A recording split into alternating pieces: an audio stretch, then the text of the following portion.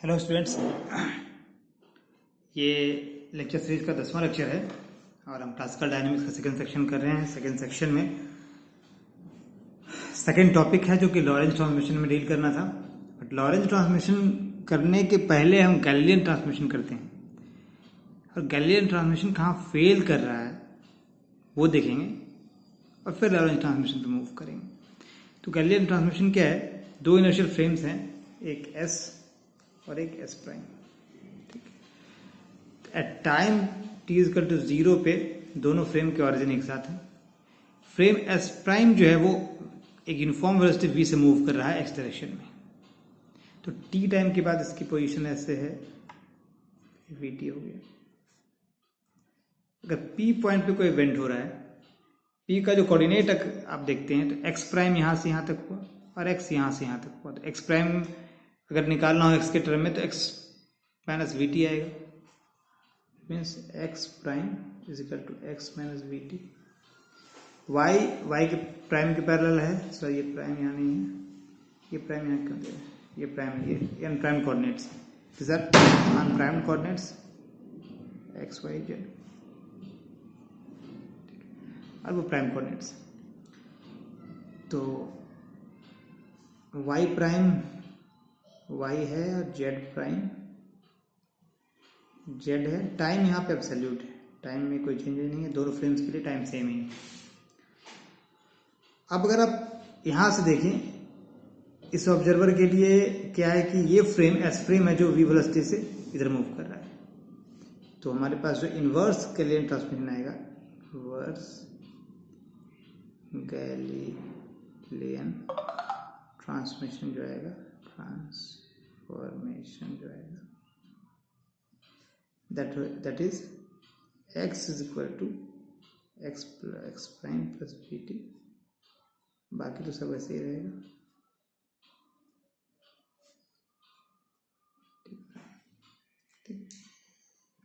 अब इस ट्रांसमिशन के अंदर हमको चेक करना है दो बातें। पहला, invariance of Newton's law, invariance of Newton's law. Second check करेंगे हम invariance of Maxwell's equation,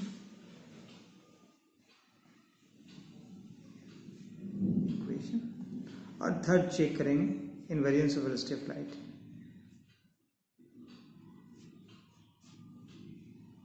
velocity of light, ठीक। तो फर्स्ट से स्टार्ट करते हैं। पहला हम चेक करें invariance of Newton's law of motion, Newton's law of motion basically, law of electromagnetism,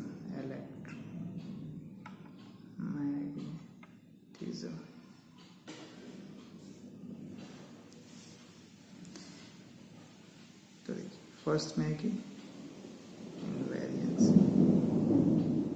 of Newton's law of motion. Simple Newton's first law तो already invariant है, चूंकि इनर्शियल फ्रेम का डेफिनेशन में ही है कि अगर न्यूटन्स लॉ वेरीफाई हो रहा है फर्स्ट लॉ तो इनर्शियल फ्रेम होगा। सेकेंड लॉ क्या कहता है? Force is equal to mass into acceleration.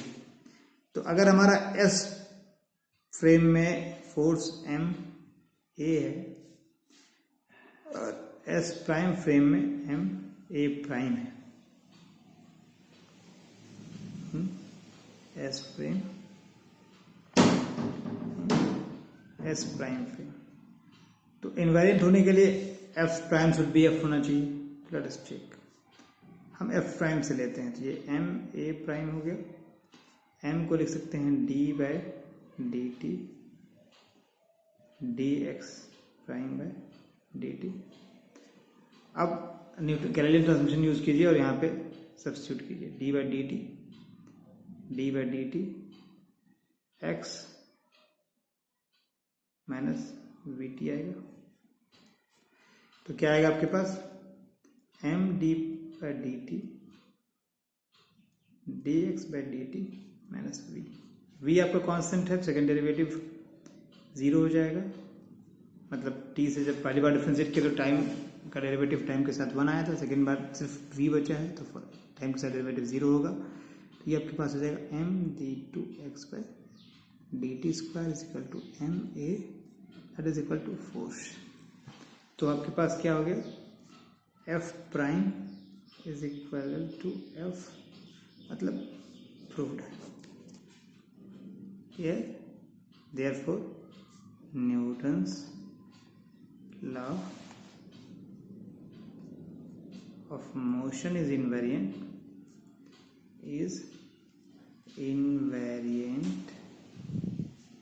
under Galilean transformation।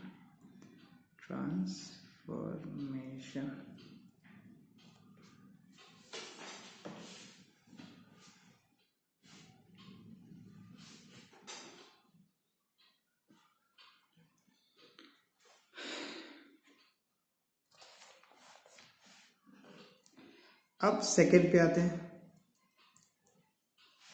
Invariance of Maxwell's equation. Invariance of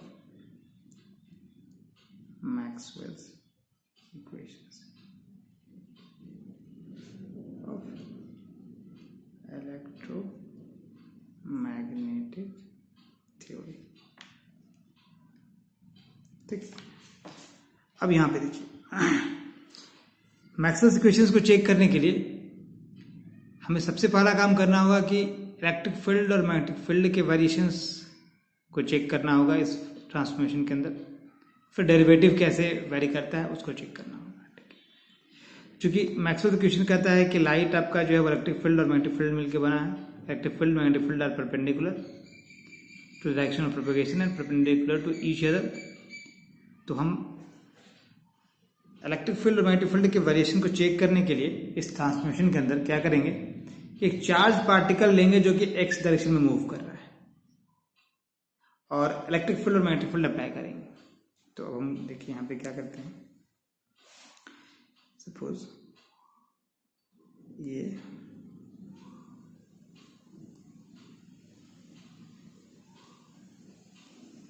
दो फ्रेम्स हैं, एस फ्रेम है, एस प्राइम फ्रेम है, ये X prime Y prime Z prime, it is X Y Z. ठीक है, अब ये v से जा रहा है, वेलोसिटी से, कांस्टेंट वेलोसिटी से मूव कर रहा है।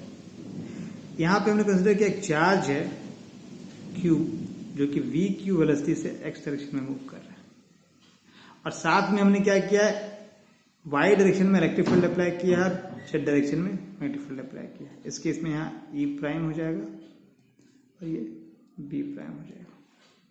ठीक, अब जब चार्ज इलेक्ट्रिक मैग्नेटिक फील्ड में मूव कर रहा है तो उस पर जो फोर्स लगेगा दैट इज लॉरेंज फोर्स। तो जो हमारे पास और यहाँ पे हमने सिंप्लिसिटी के लिए हमने क्या किया है कि E जो है इलेक्ट्रिक फील्ड है वो सिर्फ x और t पे डिपेंड कर रहा है, x एंड t, और B भी जो मैग्नेटिक फील्ड है वो भी सिर्फ x एंड t पे डिपेंड कर रहा है। कैलकुलेशन को सिंपल करने के लिए मैंने रखा है, ये j डायरेक्शन में, k डायरेक्शन में, और वी क्यू जो है वो वी क्यू आई। ठीक है, वी क्यू क्या है, velocity of charge, Q charge का एक पार्टिकल है, चार्ज मूव कर रहा है।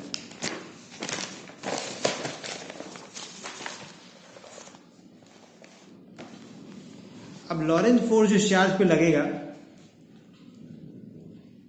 लॉरेंज फोर्स जो एस फ्रेम में अगर हम कैलकुलेट करते हैं तो क्या आएगा, Q E plus V Q cross V. अब हमने कंपोनेंट को जिस फॉर्म में पुट कर दे रहे हैं, मतलब जिस जो हमने कंसीडर किया है, ई कंसीडर किया है ई जे, और ये आ जाएगा i j k v q 0 0 0 0 e function of x t है, और ये तो हमारे पास क्या आ जाएगा, q E minus we Q b g, ये फोर्स आ गया, ये एस फ्रेम में आ गया। सिमिलरली हमारे पास एस फ्रेम में क्या है, एस प्राइम फ्रेम में क्या आएगा, सिमिलरली एस प्राइम फ्रेम में f prime is equal to Q e prime minus we Q prime B prime g आ जाएगा, ये एस प्राइम फ्रेम में आ जाएगा। और अभी हमने देखा कि न्यूटन्स लॉ आपका जो है इनवेरिएंट रहता है गैलीलियन ट्रांसफॉर्मेशन में, मतलब कि F prime is equal to F हो रहा है वी नो। ठीक, तो इसी को यूज करते हुए हम यहाँ देख सकते हैं Q E minus we Q prime B prime is equal to Q E minus we Q B. ठीक, अब आप कंपेयर कर लीजिए,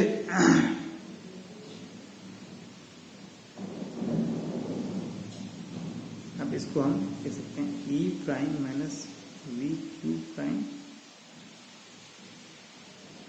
B prime is equal to E minus we Q b. अब एक चीज यहाँ हम गैलीलियन ट्रांसफॉर्मेशन हमारे पास जो था कि x prime is equal to X minus we T, तो इसका अगर वेलोसिटी ट्रांसफॉर्मेशन निकालेंगे तो रहेगा D X by D T, D X by D T minus V. ये अगर आपके पास वी क्यू प्राइम है तो ये हो गया वी क्यू माइनस वी। तो वी क्यू प्राइम की जगह आप सब्स्टिट्यूट कीजिए V Q minus V, therefore क्या आएगा आपके पास, ई प्राइम माइनस क्या आएगा, V Q B prime minus V B prime equal to E minus we Q B. Compare करने पे दोनों साइड क्या आता है हमारे पास, आएगा ये b is equal to B prime and e is equal to E prime minus, ये माइनस था और अंदर में ब्रैकेट में माइनस गया तो ये प्लस आएगा, जो रहेगा v बी प्राइम, वो दिख नहीं रहा है इतना बड़ा, चलिए ठीक है। तो ये आपके पास आ गया E और V का transformation under Galilean transformation. Similarly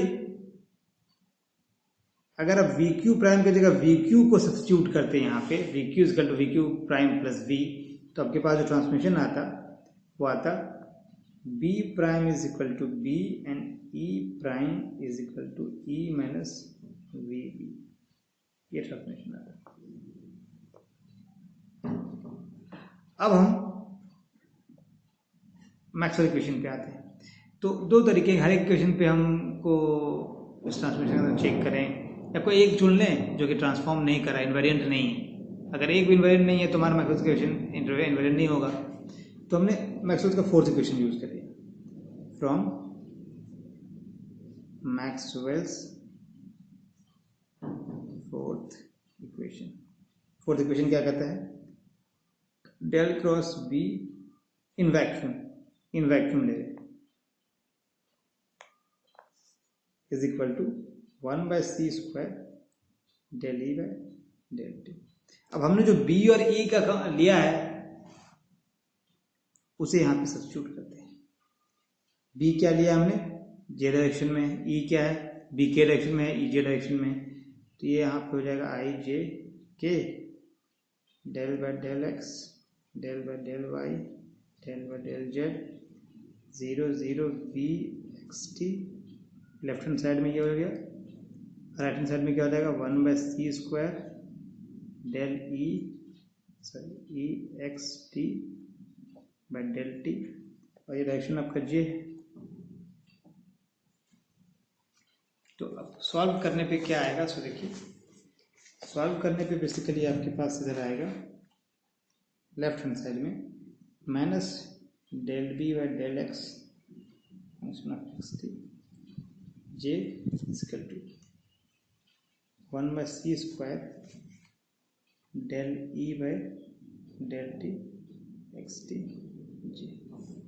तो हमारे पास आ गया, इसका मतलब del B by del X is equal to 1/c² del E by del T। ये इक्वेशन अगर एस फ्रेम में है, ठीक। तो आपका अगर ये मैक्सवेल इक्वेशन हम एस फ्रेम में लिख रहे हैं तो एस प्राइम फ्रेम में हम क्या लिख सकते हैं? एस प्राइम फ्रेम में हमारे पास ये सेम इक्वेशन जो होगा in therefore S prime frame में क्या हो जाएगा? Del B prime by X prime is equal to 1 by with minus sign, minus यहाँ आ गया 1/c² del E by del T, ये प्राइम प्राइम आ जाएगा। ये आपका आ गया Maxwell's equation in S prime frame.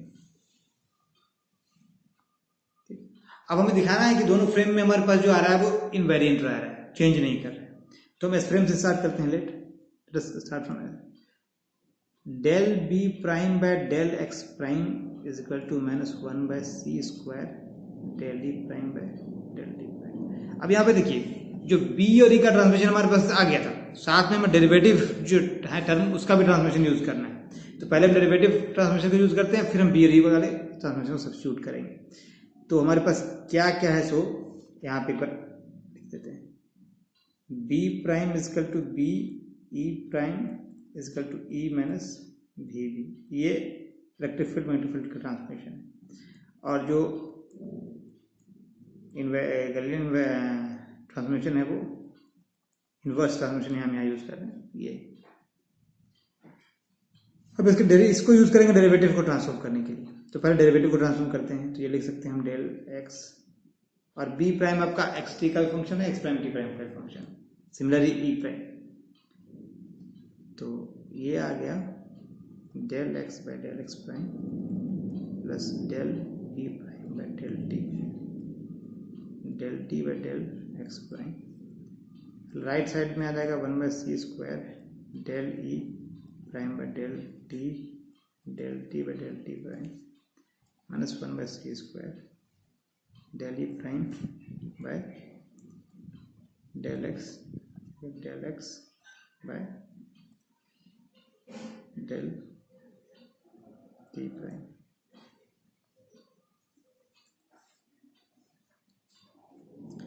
अब देखिए एक्स बाय एक्स प्राइम क्या होगा, 1 हो जाएगा। This term will give you 1। Del T by X prime, T X पर डिपेंड नहीं कर रहा है, ये टर्म 0 हो जाएगा।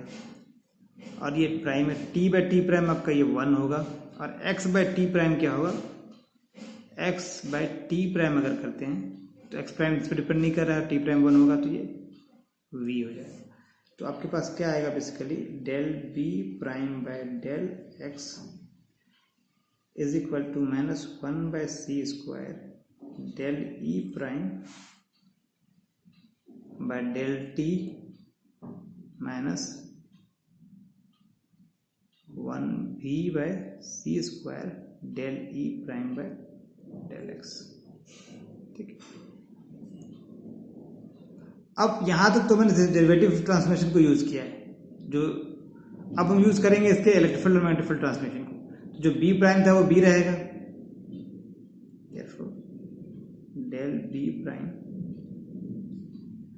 Prime is equal to B, तो ये हो जाएगा हमारे पास del B prime is equal to del B X is equal to -1/c²। और ई प्राइम की जगह कर दीजिए E minus V B minus v/c² del by del X E minus V B. तो क्या आ जाएगा इधर, -1/c² del E by del T plus 1/c² बाहर रख लीजिए, यहाँ आ जाएगा डेल बी बाहर आ गया, del B by del T minus V del E by del X plus v² del B by del X. अब इस टर्म को ध्यान से देखिए,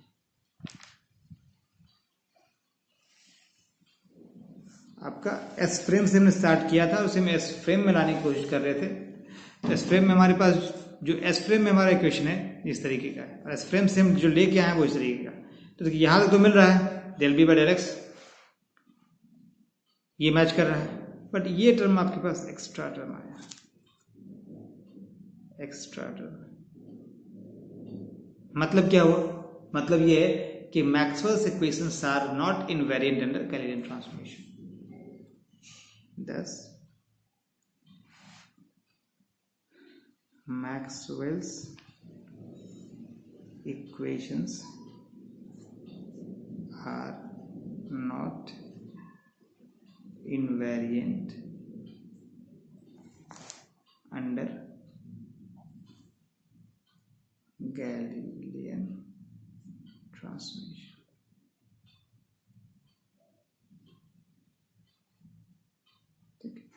हमने थर्ड लिखा था कि variance of velocity of light. देखिए मैक्सवेल्स इक्वेशंस में ये निकल के आया कि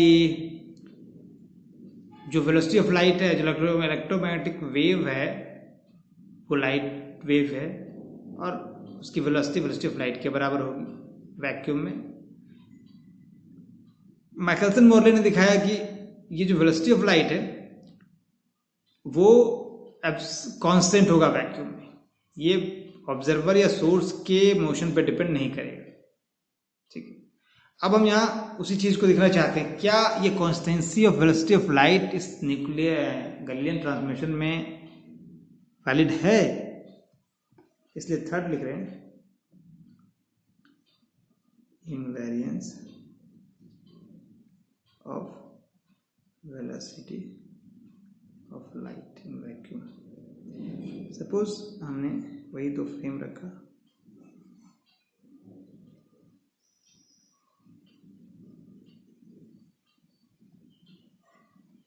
x Y Z, X Y Z, ये प्राइम कोऑर्डिनेट्स हैं, ये एस प्राइम है, ये एस है, ये वी वेलोसिटी से मूव कर रहा है। सपोज यहाँ लाइट हमारा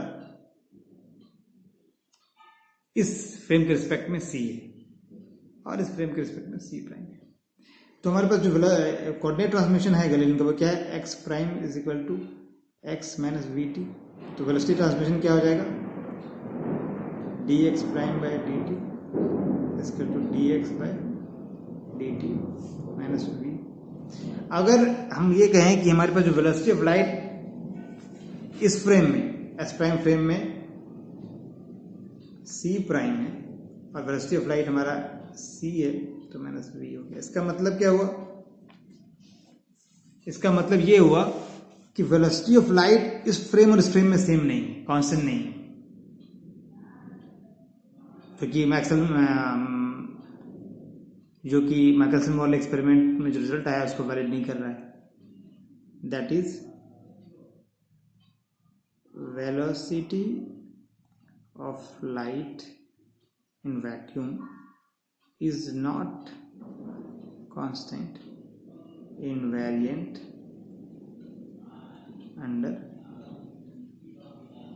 Galilean transmission।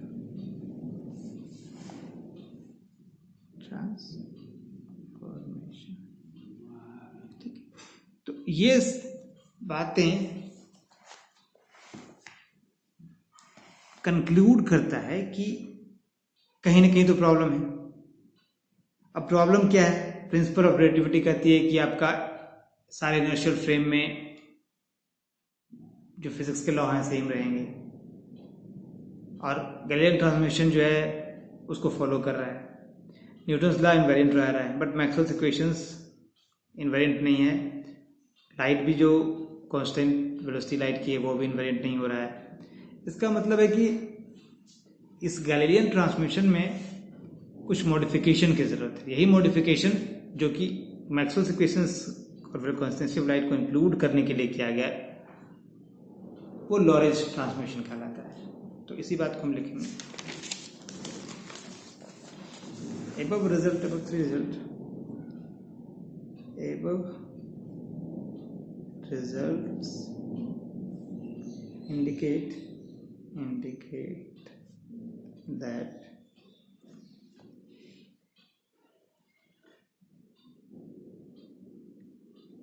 Galilean transformation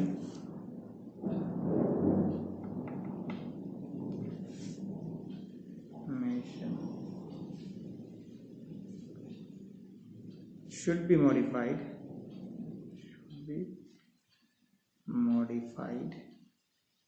to include invariance of Maxwell equation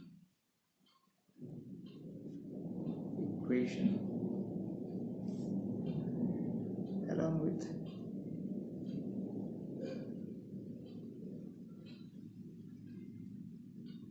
constancy of light, velocity of light, along with constancy of velocity of light in vacuum.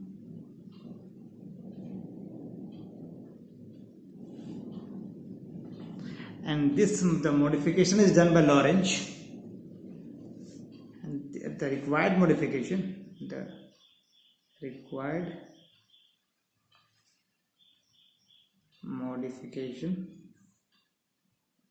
is done by Lorentz,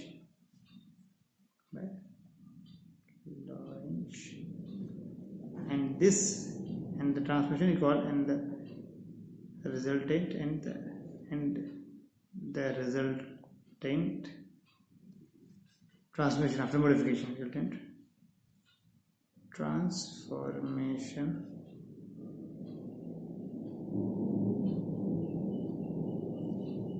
are called Lorentz transmission.